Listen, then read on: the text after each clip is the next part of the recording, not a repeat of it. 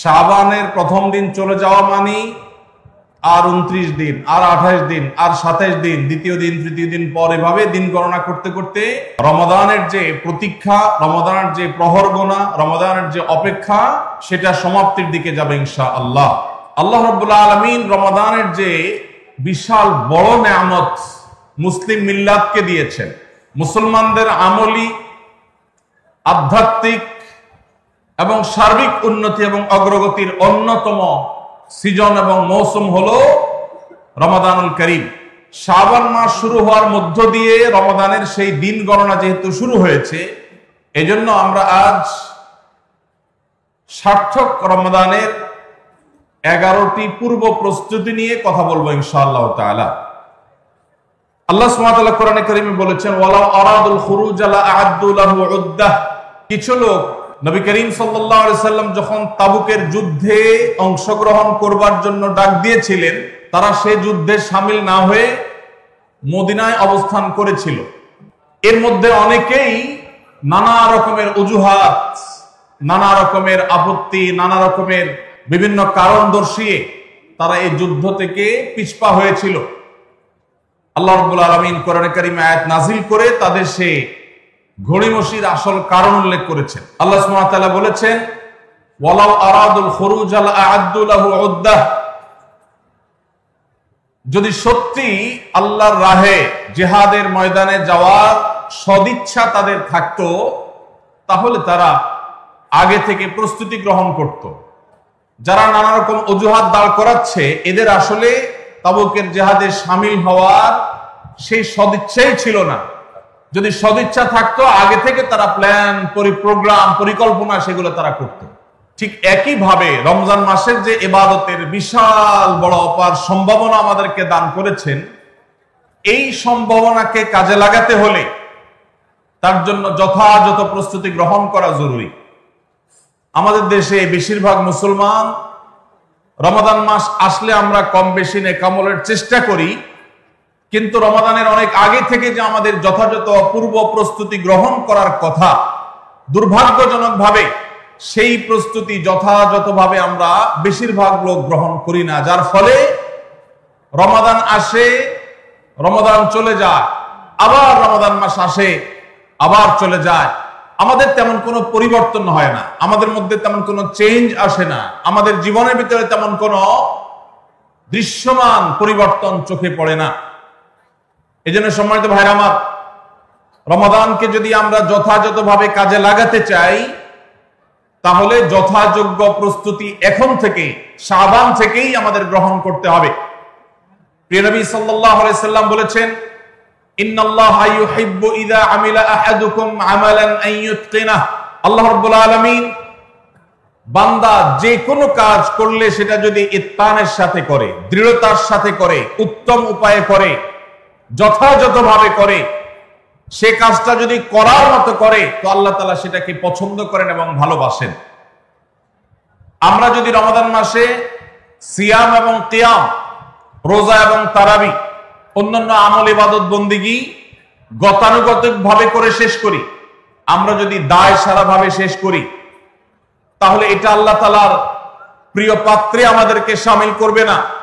আর যদি রমাদানের প্রত্যেকটি ইবাদত বন্দিগি এটা হয় ইতকানের সাথে, এটা হয় দৃঢ়তার সাথে, এটা হয় সুন্দরতম উপায়ে, এটা হয় যথাযথভাবে, তাহলে সেই ইবাদত আমাদেরকে আল্লাহর প্রিয় পাত্রে পরিণত করবে ইনশাআল্লাহ। প্রিয় ভাইরা আমার, মক্কার মসজিদুল হারামের ইমাম শেখ আব্দুর রহমান আস-সুদাইস হাফিজাহুল্লাহ, তার কাছে সৌদি আরবের কিছু যুবকরা এসেছিলেন। এসে বললেন, শেখ, প্রতি বছর রমজান আসলেই আমরা অনেক প্ল্যান প্রোগ্রাম করি, অনেক কোরআন খতম দিব, অনেক নেকামল করব, দোয়া রোনাজারি করব, দান সাদাকা করব। দুর্ভাগ্যজনক ভাবে সেটা আমাদের আর রমজান মাসে করা হয় না। আফসোস করতে করতে রমজান মাস পার হয়ে যায়। আপনি আমাদেরকে পরামর্শ দিন, কেন আমাদের প্রতি বছর জীবনে রমজান আসে অথচ সেটা সঠিক ব্যবহার করতে পারি না। তখন শেখ সুদাইস তাদেরকে বলেছিলেন, রমাদান মাসে ইবাদত বন্দেগী করতে পারা এটা আল্লাহর নিয়ামত, এটা আল্লাহর অনুগ্রহ, এটা আল্লাহর রহমত। যে রমজান পেয়েও ইবাদত করতে পারলো না, সে তো হতভাগা, কপাল পোড়া। এই হতভাগ্যের কাতারে সাধারণত সেই মানুষগুলোই পড়ে যারা আল্লাহর রহমতের উপযুক্ত না। আমরা নানাবিধ অপরাধে, নানাবিধ গুনাহ করে, নানাবিধ নাফরমানি করে আল্লাহর রহমতের উপযুক্ততা আমরা হারিয়ে ফেলেছি, যার কারণে রমজানের ইবাদতের তৌফিক হয় না। এজন্য তিনি তাদেরকে নসিহা করেছিলেন যে আমি তোমাদেরকে উপদেশ দিচ্ছি, রমজান আসার আগে থেকেই আগের যে সমস্ত গুনাহ খাতা হয়েছে, যে সমস্ত নাফরমানি হয়েছে, আল্লাহর অবাধ্যতা হয়েছে, সেগুলোর জন্য চোখের পানি ফেলে রোনাজারি করে আল্লাহর কাছে ক্ষমা চাও।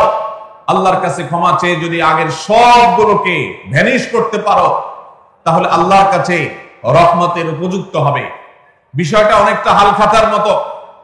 আপনার আগের দেনা দায় সব যখন পরিশোধ করে দিয়েছেন, নতুন করে আবার আপনি ধার করা, বাকিতে নেওয়ার উপযুক্ততা আপনার অর্জন হবে। ঠিক একইভাবে আমাদের নানা নাফরমানের কারণে আল্লাহর রহমত থেকে আমরা দূরে সরে গেছি।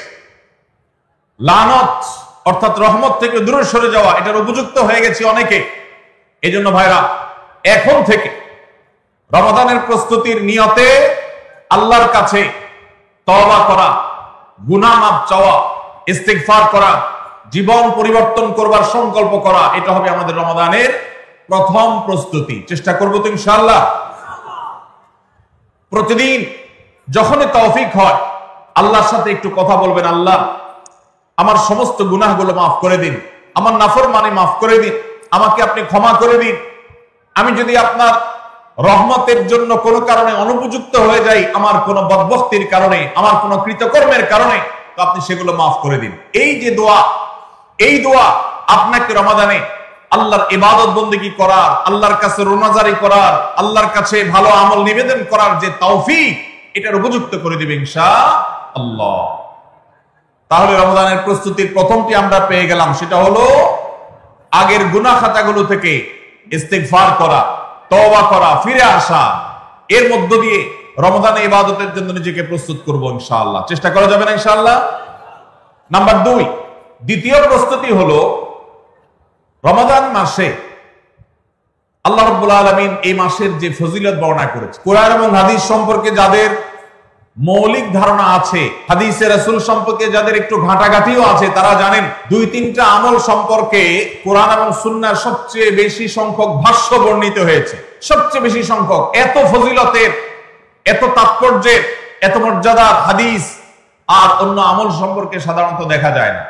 সেই কয়েকটি আমল যেগুলোর ফজিলত বিপুল পরিমাণ, যেগুলোর ফজিলত সম্পর্কিত হাদিসের সংখ্যা অনেক, সেই রকম আমলগুলোর মধ্যে থেকে অন্যতম আমল হলো এই রমজান কেন্দ্রিক আমল, সিয়াম, রোজা, এগুলোর ফজিলত। তো আমাদের রমজান কেন্দ্রিক প্রস্তুতি হিসাবে দ্বিতীয়ত যে কাজটি আমরা করতে পারি, সেটি হলো এখন থেকেই রমজান মাসের কি কি ফজিলত আছে, সিয়াম সাধনার কি কি ফজিলত আছে, রমজানের কি কি আমল আছে, বিশেষ করে ফজিলত এবং মর্যাদার কথাগুলো আলোচনা শুরু করা। এখন থেকে বাসা বাড়িতে গোল হয়ে কোন নির্দিষ্ট বইকে কেন্দ্র করে পাঠ চক্র হতে পারে, গ্রুপ স্টাডি হতে পারে, পর্যালোচনা হতে পারে যে রমজান মাসের কি কি মাহাত্ম্য আছে, এক একজন এক একটা বললেন। এই আলোচনা পর্যালোচনার মধ্য দিয়ে মনোজগতে রমজানের জন্য এক ধরনের প্রস্তুতি, এক ধরনের আবহ তৈরি হবে ইনশাআল্লাহ। এজন্য দ্বিতীয় প্রস্তুতি হিসাবে আমরা এই কাজটি ইনশাআল্লাহ করব, সেটা হলো রমজানের ফজিলত, রমজানের মর্যাদা, সিয়ামের ফজিলত, অন্যান্য আমলের উপকারিতা, সেগুলো নিয়ে আমরা বেশি বেশি পর্যালোচনা করব। যত বেশি আপনি আগে থেকে পর্যালোচনা করবেন, রমজানের প্রতি আপনার তৃষ্ণা, সিয়াম সাধনার প্রতি আপনার ভেতরে আকাঙ্ক্ষা, প্রত্যাশা এবং প্রতীক্ষা, এটা আপনার মধ্যে বাড়তে থাকবে এবং রমজানের প্রতিটা মিনিটকে কাজে লাগাবার জন্য তাগাদা আপনার ভিতরে অনুভব হবে ইনশাআল্লাহ। নাম্বার 3, তৃতীয় প্রস্তুতি হলো আমাদেরকে প্রতিজ্ঞা করতে হবে এই রমাদানে আমরা নেক আমল করবই করব এবং কোন আমল, কোন ভালো কাজ, কোন সুন্নাহ, এটা করার ব্যাপারে কোন প্রকার অলসতা করব না। কারণ ভাইরা আমার, রমজান মাস পেয়েও যদি আল্লাহর কাছে কেউ ক্ষমা না পায়, একটা প্রসিদ্ধ হাদিস আপনারা সবাই কম বেশি শুনেছেন যে নবী সাল্লাল্লাহু আলাইহি ওয়াসাল্লামের কাছে জিবরিল এসে বলেছেন, বাউদামান আদরাকা রমাদানা ফালাম ইগফার লাহ, যে ব্যক্তি রমজান পেয়েছে অথচ রমজানের এই বিশাল সুবর্ণ সুযোগকে কাজে লাগিয়ে সে তার জীবনের সব গুনাহগুলো মাফ করাইতে পারে নাই, সে আল্লাহর কাছ থেকে মাগফিরাত আদায় করে নিতে পারে নাই, সে জাহান্নাম থেকে মুক্ত এই ঘোষণা সে আদায় করতে পারে নাই, অথচ সে রমজান মাস পেয়েছে। এর চাইতে হতভাগা আর কে হতে পারে? সে ধ্বংস হোক, এই বদদুআয় নবী সাল্লাল্লাহু আলাইহি সাল্লাম আমিন বলে সমর্থন জানিয়েছেন, সায় দিয়েছেন। এজন্য ভাইরা, রমজান মাস এসেছে কিন্তু আমল ইবাদত হয় নাই, রমজান মাস এসেছে আবার চলে গেছে, কিন্তু আমার গুনাহ আল্লাহর কাছ থেকে মাফ করাতে পেরেছি বলে আমার বুক সাড়া দেয় না। তাহলে এর চাইতে বড় হতভাগা, এর চাইতে বড় কপাল পড়ার কেউ হতে পারে না। রমজানের আমল ইবাদত, রমজানের নেক আমল, রমজানের দোয়া, রমজান মাসের চোখের পানি ফেলা, এটা ভাইরা শুধুমাত্র নিজের প্রেরণার জায়গা থেকে শুধুমাত্র সওয়াব আহরণের জন্যই নয়। এটা যদি না করি তাহলে জিবরিলের বদদুয়া, নবীজি সাল্লাল্লাহু আলাইহি সাল্লামের বদদুয়া, আল্লাহর পক্ষ থেকে ধ্বংস হওয়ার পরোয়ানা, এগুলো অনিবার্য হয়ে যাবে। এই কথা চিন্তা করে এখন থেকে রমজান কেন্দ্রিক প্রস্তুতির অংশ হিসাবে আমাদেরকে প্রতিজ্ঞা করতে হবে, এইবারের রমাদানের প্রতিটা দিন আমি আল্লাহর কাছে চোখের পানি ফেলে একটা নির্দিষ্ট সময় কান্নাকাটি করব, আমার গুনাহ খাতাগুলোকে মাফ করাবো, জাহান্নামীদের তালিকা আমার নাম যদি কোনো কারণে যেয়ে থাকে, আমি এমন ভাবে রোনাজারি করব, এমন ভাবে ইস্তেগফার করব, এমন ভাবে চোখের পানি ফেলবো, একান্তে নীরবে আল্লাহর সাথে কথা বলবো, যেন আমার সমস্ত গুনাহগুলো মাফ হয়, জাহান্নামীদের তালিকা থেকে যেন আমার নাম কেটে যায়। এর জন্য ভাইরা এখন থেকে প্রতিজ্ঞাটা করতে হবে। প্রস্তুতি হলো, কাজ হবে রমজানে, কিন্তু প্রতিজ্ঞা হবে এখন থেকে যে আমি কোনোভাবে এইবারের রমজানের সুযোগ আর হাতছাড়া করব না ইনশাআল্লাহ। তাহলে 3 নম্বর হলো যে রমজান কেন্দ্রিক সমস্ত আমলগুলো করব, আল্লাহর কাছে তওবা ইস্তেগফার করে নিজের গুনাহগুলোকে মাফ করায়া ছাড়বো, জাহান্নাম থেকে মুক্তি তথা নাজাত এটা নিজের করে নেব, এই মর্মে প্রতিজ্ঞাটা এখন থেকে যেই কয়দিন রমজান আসতে সময় আছে প্রতিদিন আমাকে নবায়ন করতে হবে। প্রতিজ্ঞা আজকেরটা যেভাবে হবে কালকেরটা আরো স্ট্রং হবে, তারপরের দিন আরো স্ট্রং হবে। প্রতিদিন আমি স্বপ্ন লালন করব কবে রমজান শুরু হবে, আর আমি আল্লাহ রাব্বুল আলামিনের কাছে রমজানের এই সমস্ত ইস্তেগফার, তওবা, আমল এগুলোকে নিবেদন করতে থাকবো। চেষ্টা করা যাবে না ইনশাআল্লাহ? তাহলে 3 নম্বর প্রস্তুতি হলো রমজান মাসে নেক আমল করার প্রতিজ্ঞা করা, মাগফিরাত এবং নাজাত আদায় করার প্রতিজ্ঞা এখন থেকে করা। নাম্বার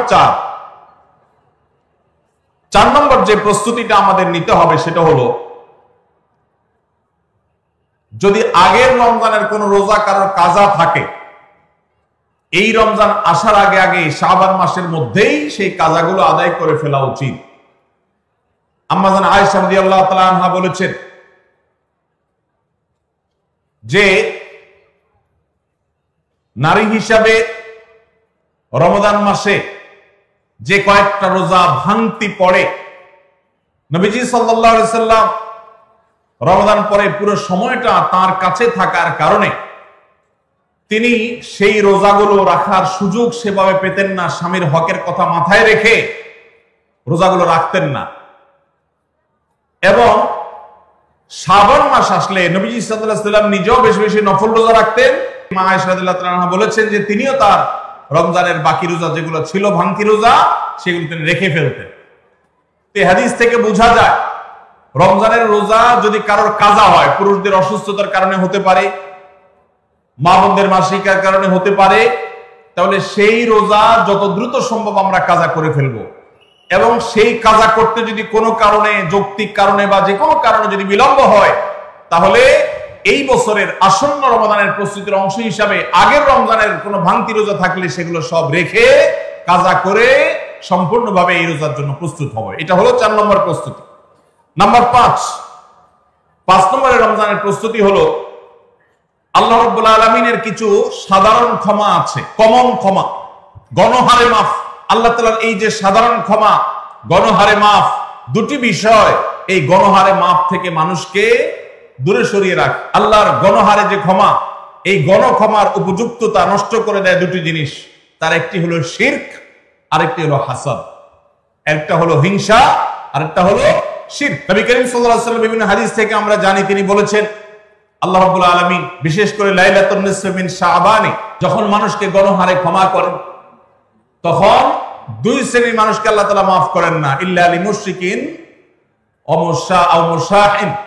তবে যদি মুশরিক আর মুশাহিন থাকে, শত্রুতা করে, হিংসা করে অন্যের প্রতি, এইরকম মানুষ যদি থাকে, তাদেরকে আল্লাহ তাআলা সাধারণ ক্ষমা আওতায় আনেন না। রমজানে আল্লাহ তাআলা প্রতিদিন বহু মানুষকে সাধারণ ক্ষমা করেন। রমজান যখন কাছে আসে, সে দশক আসে, তখন সাধারণ ক্ষমার পরিমাণ বেড়ে যায়। নবী সাল্লাল্লাহু আলাইহি ওয়াসাল্লাম বলেছেন, ওয়ালিল্লাহি উতাকাউ মিনান নার ওয়া যালিকা ফি কুল্লি লাইলা। রমজানের প্রত্যেক রাতে বহু মানুষকে আল্লাহ তাআলা জাহান্নাম থেকে মুক্ত ঘোষণা দিয়ে দেন। অমুক জাহান্নাম থেকে মুক্ত, অমুকের ছেলে অমুক জাহান্নাম থেকে মুক্ত, অমুকের ছেলে অমুক, তার নাম জাহান্নামের তালিকা থেকে কাটা, জান্নাতের তালিকা চলে আসবে। অসংখ্য মানুষকে এভাবে এই সুযোগ আল্লাহ তাআলা দান করেন। যারা শিরকে লিপ্ত, সেটা যেই কোনো ধরনের শিরক হোক, কবরকে যারা সিজদা করে, মাজারকে যারা পুজো করে, জীবিত মৃত মানুষকে যারা সিজদা করে, কবরে যারা প্রার্থনা করে, সেখানে যারা সন্তান চায়, ব্যবসার উন্নতি চায়, যত প্রকার শিরক আছে কবর কেন্দ্রিক এগুলাতে লিপ্ত হয়, অথবা এর বাইরে আরো যত রকমের শিরক গোটা দুনিয়াতে আছে, কোন প্রকার শিরকে যখন মানুষ লিপ্ত হয়, তখন এই ব্যক্তি আল্লাহ তাআলার সাধারণ ক্ষমার উপযুক্ত আর থাকে না। এজন্য ভাইরা, রমজানের প্রস্তুতির অংশ হিসাবে 5 নম্বরের যে প্রস্তুতি আমরা গ্রহণ করব, সেটা হলো আল্লাহ তাআলা যেহেতু রমজানে অনেককেই সাধারণ ক্ষমা করবে, আমি যেন সেই সাধারণ ক্ষমা প্রাপ্ত সৌভাগ্য মানুষদের তালিকায় ঢুকতে পারি, সেজন্য আমার অন্তর থেকে হিংসাকে ধুয়ে মুছে সাফ করে ফেলতে হবে। কোন মুসলমানের কল্যাণ দেখে আমার কষ্ট হবে না, কারোর ভালো দেখে আমার ভিতরে জ্বালা পড়া হবে না। পারলে তার জন্য আরো বেশি দোয়া করব, যে কারো ভালো হোক আমি আরো ভালো চাইবো, কারোর কোনো ক্ষতি আমি চাইবো না। এই কল্যাণকামিতাই হলো দিন। আদ-দীন ওয়ান-নাসীহা। কিলা লিমান ইয়া রাসূলুল্লাহ? ক্বালা লিল্লাহি ওয়া লিরাসূলিহি ওয়া লিআম্মাতিল মুসলিমিনা ওয়া আইম্মাতিহিম। নবী সাল্লাল্লাহু আলাইহি ওয়াসাল্লাম বলেছেন, ধার্মিকতা কিসের নাম? ধার্মিকতা, দিনদারিতা কিসের নাম? ধার্মিকতা হলো কল্যাণকামিতার নাম। আল্লাহ রাব্বুল আলামিনের আদেশ নিষেধ মেনে চলা, নবী সাল্লাল্লাহু আলাইহি ওয়াসাল্লামের আদেশ নিষেধ মেনে চলা, এটাই হলো তাদের জন্য কল্যাণকামিতা। আর সকল স্তরের সাধারণ মানুষের কল্যাণ চাওয়া, কারোর ক্ষতি না চাওয়া, এটাই হলো দিনদারিতা। যে ব্যক্তি কারোর ক্ষতি চায়, যে মুসলমান আরেক মুসলমানের ভালো দেখলে তার ভিতরে জ্বালা পোড়া করে, অস্থিরতা আসে, সে ভালো মুসলমান না, সে হিংসুক, তার ভিতরে কবিরা গুনাহ আছে। এজন্য রমাদান মাসে আল্লাহর সাধারণ ক্ষমা পেতে হলে অন্তরকে এখন থেকে পরিচ্ছন্ন করতে হবে, চোখটা বন্ধ করে মনে রাখতে হবে, স্মরণ করতে হবে, আমার আশেপাশে এমন কে আছে যার কল্যাণ দেখলে আমার সহ্য হয় না, যার ভালো দেখলে আমার ভিতরে জ্বালা পোড়া করে, যার সুসংবাদ শুনলে আমার ভিতরে খারাপ লাগা কাজ করে, তাহলে বুঝতে হবে তার প্রতি আমার হিংসা আছে। আল্লাহর জন্য নিজের হিংসা থেকে পরিচ্ছন্ন হয়ে অন্তরকে ধুয়ে সাফ করে তারপরে রমজানের সাধারণ ক্ষমার জন্য উপযুক্ত করতে হবে এখন থেকে। ঠিক একইভাবে আমি আমার কথায়, আমার কাজে, আমার বিশ্বাসে কোন মাধ্যমে আল্লাহর সঙ্গে শিরক করছি কিনা, আরশের মালিকের সাথে শিরক করছি কিনা, আল্লাহ বলেছেন ইন্নাল্লাহা লা ইয়াগফিরু আন ইউশরাকা বিহি ওয়া ইয়াগফিরু মা দুনা যালিকা লিমান ইয়াশা। আল্লাহর সঙ্গে শিরক করা হলে এটা আল্লাহ মাফ করবেন না। শিরকের অপরাধ এটা যদি কেউ করে তওবা ছাড়া মারা যায়, আল্লাহ তাআলা এই অপরাধ ক্ষমা করবেন না, এটা আল্লাহ আগে থেকে দেওয়া ঘোষণা। কোরআনে আল্লাহ আরো বলেছেন, লোকমান হাকিমের উদ্ধৃতি দিয়ে, ইন্নাশ শিরকা লা যুলমুন আযীম, তিনি তার সন্তানকে উপদেশ দিতে গিয়ে বলেছিলেন যে ইন্নাশ শিরকা লা যুলমুন আযীম, শিরক সবচেয়ে বড় অপরাধ। এজন্য ভাইরা, শিরক থেকে পরিচ্ছন্ন না থাকলে রমাদানের কোন ইবাদত, কোন আমল আমাদের কাজে আসবে না। এজন্য রমজানের প্রস্তুতি হিসেবে শিরক এবং হিংসা থেকে অন্তরকে পরিচ্ছন্ন করা, পবিত্র করা, এটা হলো আমাদের পঞ্চম প্রস্তুতি। নাম্বার 6, বিগত রমজান যেগুলো আমাদের জীবনে এসেছে, সেই সমস্ত রমাদানে কেন আমার আমল ইবাদত হয় নাই? রমজান আসার আগে নিয়ত করছি কোরআনটা খতম দেব, কিন্তু দিতে পারি নাই। রমজান আসার আগে নিয়ত করেছিলাম এই বছর একটা তারাবিও মিস করব না, কিন্তু অনেকগুলো মিস হয়ে গেছে। রমজান আসার আগে নিয়ত করেছিলাম এই বছর রমজান থেকে ধূমপান করা ছেড়ে দিব, কিন্তু অনেকে ছাড়তে পারেন নাই। রমজান আসার আগে নিয়ত ছিল এই বছর রমজানে একটা খারাপ জিনিস মোবাইলে, টিভিতে দেখবো না, কিন্তু সেই প্রতিশ্রুতি রাখতে পারি নাই। কেন পারি না? বিগত রমজানের সমস্ত আমলনামা নিয়ে বসতে হবে এখন থেকে, শাবান থেকে, আজকে থেকেই, যে আমার গত রমজানে আমল ইবাদতের ক্ষেত্রে প্রতিবন্ধকতা, বাধাগুলো কি কি ছিল, একটা একটা করে সম্ভব হলে লিখে ফেলবেন। নাম্বার 1, আমি তারাবিটা নিয়মিত পড়তে পারি নাই, কারণ অমুক অমুক বন্ধুর সাথে আড্ডায় যেতে হয়েছে, তাহলে এটা আমার একটা বাধা। আমি হারাম জিনিস থেকে বেঁচে থাকবো, কিন্তু পারি নাই কেন? কারণ ফেসবুকে ঢুকছে একটা কাজে, সেখান থেকে আমার আরো 5টা অকাজ করা লাগছে। তাহলে এটা আরেকটা কারণ, ফেসবুক। এভাবে একটা একটা করে আপনি যদি কারণ লেখেন, লেখার পর আসন্ন রমাদানকে অর্থবহ এবং সার্থক করবার স্বার্থে এবং প্রয়োজনে সেই চিহ্নিত কারণগুলো একটা একটা ধরে হিম্মত করে সৎসাহস করে আল্লাহকে সন্তুষ্ট করবার আশায় ছুঁড়ে ফেলে দিতে হবে নিজের জীবন থেকে। এই সংকল্প এবং এই কাজটা যদি আপনি করতে পারেন, তাহলে ইনশাআল্লাহ আপনি দেখবেন আপনার এই রমজান আপনার জীবনের শ্রেষ্ঠ রমজান হয়েছে। ভাইরা আমার, নবী করিম সাল্লাল্লাহু আলাইহি সাল্লাম তার জীবদ্দশায় কয়টা রমজান পেয়েছেন? মাত্র 8টা রমজান পেয়েছেন। দ্বিতীয় হিজরিতে রমজানের রোজা ফরজ করা হয়েছে, দশম হিজরিতে আল্লাহ তাকে দুনিয়া থেকে নিয়ে গেছেন। মাত্র 8টা রমজান তিনি পেয়েছেন নবী সাল্লাল্লাহু আলাইহি সাল্লাম। বহু সাহাবী আছেন তাদের জীবনে রমজান মাত্র পেয়েছেন একটা রমজান পেয়েছেন। এরপরে রমজান আসার আগে হয়তো জিহাদের ময়দানে গিয়ে শাহাদাত বরণ করেছে। অনেক সাহাবী আছেন হয়তো 40, 45, 50 বছর বয়সে ইসলাম গ্রহণ করেছেন, এরপরে কয়েক বছরের মধ্যে দুনিয়া থেকে চলে গেছেন, রমজান পেয়েছেন অল্প কয়েকটা। আর আমরা জন্মসূত্রে মুসলমান হওয়ার সুবাদে এক একজন মানুষ 20টা, 30টা, 40টা, 50টা রমজান আমরা পেয়েছি। দুর্ভাগ্য আমাদের, সাহাবায়ে কেরাম মাত্র 2, 4, 5টা রমজান পেয়ে তাদের জীবনকে যেই পর্যায়ে নিয়ে গেছেন, আমরা বেশিরভাগ মানুষ জীবনে 30, 40, 50টা রমজান পেয়েও আমাদের জীবনকে সেই পর্যায়ে নিতে পারি নাই। ভাইরা আমার, এই জন্যই আসন্ন রমজানকে সঠিকভাবে ব্যবহার করবার জন্য আমাদের বিগত রমজানগুলোর সমস্ত সমস্যাগুলোকে চিহ্নিত করতে হবে। কি কি কারণে আমি এর আগের রমজানগুলো সঠিকভাবে কাজে লাগাতে পারিনি, ব্যবহার করতে পারিনি, সেগুলো একটা একটা করে দূর করতে হবে। যেমন সোশ্যাল মিডিয়া, ফেসবুক, ইউটিউবের আসক্তি, এটা আমার আগের বছর রমাদানের যে ইবাদত, এটার ক্ষেত্রে প্রতিবন্ধকতা ছিল। তাহলে এই বছরের ইবাদতের প্রস্তুতির অংশ হিসাবে এই সোশ্যাল মিডিয়া, ফেসবুক আমার মোবাইল থেকে আনইনস্টল করে ফেলতে হবে। চেষ্টা করা যাবে না ইনশাআল্লাহ? ভাইরা আমার, যদি ফেসবুক আমার আমল ইবাদতের প্রতিবন্ধকতা তৈরি করে, তাহলে ফেসবুককে আল্লাহর জন্য কোরবানি করবেন রমজান মাস উপলক্ষে। কারা কারা প্রস্তুত আছেন? হাত তোলেন। বুঝে শুনে হাত তুলছেন? বুঝে শুনে হাত তুলছেন? আল্লাহ এই হাতগুলোকে সবগুলোকে কবুল আর মঞ্জুর করুন। যুবক ভাইরা, আপনারা ফেসবুক মোবাইল থেকে আনইনস্টল করার নিয়ত করছেন, এটার মানে কিন্তু আপনারা এক একজন আল্লাহর রাহে কোরবানি হওয়ার নিয়ত করছেন। প্রস্তুত আছেন তো ইনশাআল্লাহ? নিজেদের কোরবানি করার জন্য প্রস্তুত আছেন তো ইনশাআল্লাহ? আল্লাহ তাআলা আমাদেরকে তৌফিক দান করুন। ভাইরা আমার, রমাদানের 6 নম্বর প্রস্তুতির অংশ হিসেবে এই কাজটি করতে হবে বলছিলাম, সেটা হলো আমাদের সমস্যাগুলো কি কি হয়েছে সেগুলো চিহ্নিত করে সেগুলো দূর করতে হবে। আর 7 নম্বর প্রস্তুতির অংশ হিসেবে আমরা যেটি করব সেটা হলো রমাদান কেন্দ্রিক সমস্ত আহকাম এবং মাসাইল, বিধিবিধানগুলো আমাদের শিখে ফেলতে হবে। এটা রমজানের প্রস্তুতি। আমাদের দেশে অনেক মসজিদে ইমাম সাহেবরা তালিম করেন রোজা ভঙ্গের কারণ কি, রোজা মাকরুহ হওয়ার কারণ কি, রোজার জন্য ক্ষতিকর বিষয়গুলো কি কি, এগুলো রমজান মাসে বিভিন্ন নামাজের পরে তালিম করেন। এটা একটা ভালো চেষ্টা, কিন্তু এই কাজটা যদি আমরা শাবান মাস থেকে নিজস্ব উদ্যোগে করি, সেটা হবে আরো ভালো চেষ্টা। কথা কি বুঝে আসছে ভাই?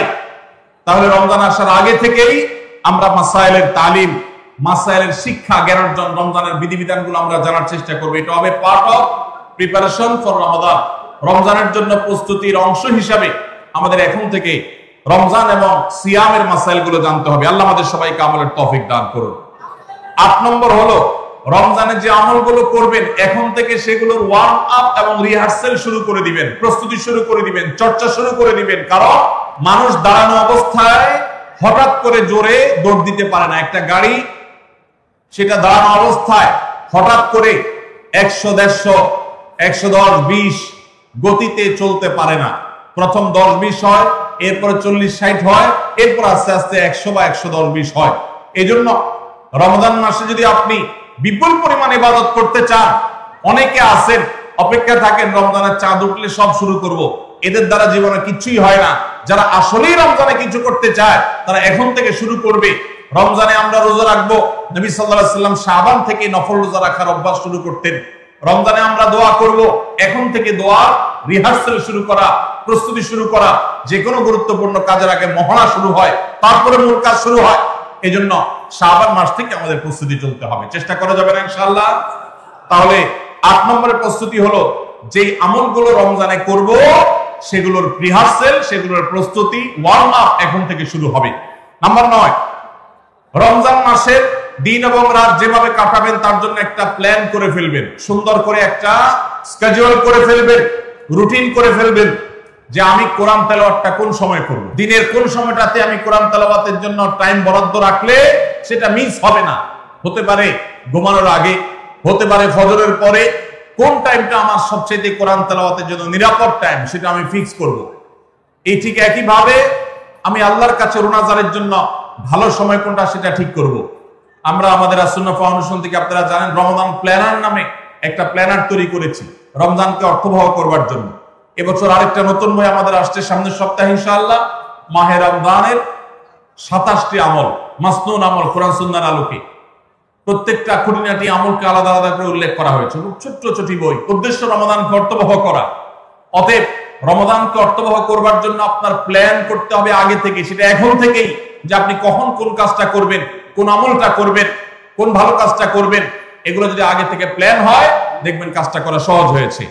নাম্বার 10, রমাদানের প্রস্তুতির অংশ হিসাবে চাঁদ দেখার চেষ্টা করতে হবে। চাঁদ দেখা, আজকাল চাঁদ দেখার আমলটা বিলুপ্ত হয়ে গেছে, অনেকটাই হারিয়ে যাচ্ছে। চাঁদ দেখা কমিটি ছাড়া সাধারণ মানুষ চাঁদ দেখতে আমরা ভুলে গেছি। আমরা চাঁদ দেখি কিন্তু ফেসবুকে, আকাশে না। চাঁদ কি ফেসবুকে দেখবেন না আকাশে দেখবেন? সবাই যদি চাঁদ ফেসবুকে খোঁজেন তাহলে আকাশে সরকারি কিছু লোক খুঁজবে, হেলাল কমিটির লোকজন খুঁজবে। হেলাল কমিটির লোকদের উপরে ভরসা করে যদি এই কোটি কোটি মানুষ তাদের রোজা রাখে তাহলে প্রায় বছর দেখেন গন্ডগোল লাগে। চাঁদ উঠছে আবার উঠে নেই, উঠে নেয় ঘোষণা হয়ে আবার 11টা বাজে 10টা বাজে উঠছে। এই ঘটনা হয় না? হয় না? এই ঘটনা এই জন্য হয় যে আমরা সবাই চাঁদ দেখার দায়িত্বটা পালন করি না। নবীজি বলেছেন সুমু লিরুইয়াতিহি ওয়া আফতিরু লিরুইয়াতিহি, তোমরা রোজা রাখো চাঁদ দেখে, আবার ঈদও করো চাঁদ দেখে। এই জন্য 29শে শাবান পশ্চিম আকাশে চাঁদ খোঁজার চেষ্টা করবেন সন্ধ্যার সময়। চেষ্টা করবেন না ইনশাআল্লাহ? চেষ্টা করে যদি চাঁদ দেখতে নাও পারেন তারপর আপনি সওয়াব পাবেন। আর যদি চাঁদ দেখেন তাহলে দোয়া করবেন আল্লাহুম্মা আহিল্লাহু আলাইনা বিল ইয়ুমনি ওয়াল ঈমান ওয়াস সালামাতি ওয়াল ইসলাম রাব্বি ওয়া রাব্বুকাল্লাহ। হে আল্লাহ, এই চাঁদকে আপনি বরকত এবং ঈমান দিয়ে আমার জন্য পরিপূর্ণ করে দিন। এই মাস আমার জন্য নিরাপদ এবং ইসলাম দিয়ে পরিপূর্ণ করে দিন। হে চাঁদ, তোমার আর আমার পালন করতে একজন আল্লাহ। অতএব এই চাঁদ দেখার চেষ্টা করবো। এটাও রমাদানের প্রিপারেশন, রমাদানের প্রস্তুতির অংশ। 11 নম্বর হলো আল্লাহর কাছে ভাই চোখের পানি ফেলে এখন থেকে দোয়া করবো, আল্লাহ এই যে রমজান আসছে এটা যেন আমার জন্য লাইফ চেঞ্জিং হয়, এটা যেন আমার জীবন পরিবর্তনকারী হয়, এটা যেন আমাকে মুত্তাকি বানিয়ে ছাড়ে, এটা যেন আমাকে নেকামল ওয়ালা বানিয়ে দেয়, এটা যেন আমার জীবনে বিশাল বড় অ্যাচিভমেন্ট এনে দেয়, এটা যেন আমাকে মাগফিরাত পাইয়ে দেয়, এটা যেন আমাকে নাজাত পাইয়ে দেয়, এটা যেন আমাকে জান্নাতের উপযুক্ত করে। এই রমজান যেন আমাকে জাহান্নামীদের তালিকা থেকে আমার নামকে কাটানোর নিশ্চয়তা এনে দেয়। সেইভাবে রমজানকে কাটাবার জন্য আপনি তৌফিক দান করুন। এখন থেকে আল্লাহর কাছে এই বরাদ্দ আদায় করতে হবে, চেয়ে নিতে হবে এবং সেটার জন্য দোয়া করতে হবে। এই দোয়াটা হলো একাদশ এবং সর্বশেষ প্রস্তুতি। চেষ্টা করা যাবে না ইনশাআল্লাহ রমাদানকে কেন্দ্র করে? তাহলে যে প্রস্তুতিগুলো আমরা নিতে পারি, যেগুলো আমাদের রমাদানকে অর্থবহ করতে পারে, তার ভিতরে 1 নম্বর বলেছিলাম তওবা ইস্তেগফার করে আগের সব গুনাহগুলো থেকে আল্লাহর কাছ থেকে মাগফিরাত আদায় করে নেওয়া, যাতে করে রমজানে ইবাদতের জন্য আপনি উপযুক্ত হন, আল্লাহর রহমত প্রাপ্তির তৌফিক প্রাপ্ত হন। অনেক সময় গুনাহগুলো ইবাদতের ক্ষেত্রে বাধা হয়, গুনাহের কারণে আল্লাহর ইবাদতের তৌফিক হয় না। নাম্বার 2, আল্লাহ রাব্বুল আলামিন রমাদানের এবং সিয়ামের যে ফজিলতের কথা বলেছেন, নবীজি সাল্লাল্লাহু আলাইহি ওয়াসাল্লাম যেসব ফজিলতের কথা বলেছেন, মর্যাদা, মাহাত্ম্য, তাৎপর্যের কথা বলেছেন, এগুলো আলোচনা, পর্যালোচনা এগুলো এখন থেকে শুরু করা। আপনার অফিসে, বাসায় বিভিন্ন রকমের হাদিস, রমাদানের ফজিলত, সাহরি ইফতারের ফজিলত, গুনাহমুক্ত থাকার ফজিলত, তাকওয়া চর্চার ফজিলত, রমজানের আমল, এগুলো এখন থেকে জানাশোনা শুরু করে দেন। এখন থেকে এটা রিহার্সাল শুরু করেন। রমজানকে অর্থবহ করবার জন্য আমরা রমাদান প্ল্যানার করেছি। রমজানকে অর্থবহ করবার জন্য আমরা কোরআন তারাবির সালাতে কোরআনের বার্তা বই করেছি। রমজানকে অর্থবহ করার জন্য আমাদের আরেকটা বই আসছে, মাহে রমজানের 27 আমল। এই সব আয়োজন কিভাবে রমজানকে সুন্দরভাবে কাটানো যায় সেজন্য এখন থেকে আপনি ফজিলতের হাদিসগুলো জানেন, আলোচনা করেন, দেয়ালে দেয়ালে নিজের বাসায় লাগায় রাখেন এবং বারবার দেখেন, পর্যালোচনা করেন, আবহাওয়া তৈরি হবে ইনশাআল্লাহ। নাম্বার 3, তৃতীয় প্রস্তুতি হলো এইবারের রমাদানে যে কোনো ভাবে মাগফিরাত আদায় করে ছাড়বো আল্লাহর কাছ থেকে। জাহান্নামীদের তালিকা আমার নাম থেকে থাকলে এটা কাটায় ছাড়বো এই মর্মে প্রতিজ্ঞা করা, এটাও প্রিপারেশন।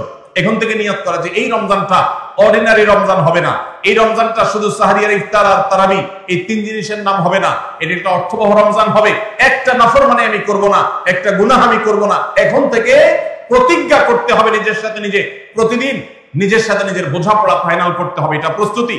নাম্বার 4, বিগত রমজানের যদি কোনো রোজা কাজা হয়ে থাকে সেগুলো সব আদায় করে শেষ করতে হবে শাবানের মধ্যে। নাম্বার 5, শিরক এবং হাসাদ, হিংসা, এগুলোর কারণে আল্লাহর সাধারণ ক্ষমার উপযুক্ততা মানুষ হারিয়ে ফেলে, সেগুলো থেকে মুক্ত থাকার প্রতিজ্ঞা করে মুক্ত থাকার জন্য চেষ্টা করতে হবে এখন থেকে, যে শিরক থেকে থাকলে জীবনে কখনো সেই শিরক থেকে মুক্ত হওয়া, অন্তরে কারোর প্রতি হাসাদ থাকলে সেটাকে দূর করা, তার কল্যাণকামী হওয়া, এগুলোর মধ্য দিয়ে রমজানে যে সাধারণ ক্ষমা হবে তার জন্য নিজের উপযুক্ততা তৈরি করা, এটাও রমজানের প্রস্তুতির অংশ। নাম্বার 6,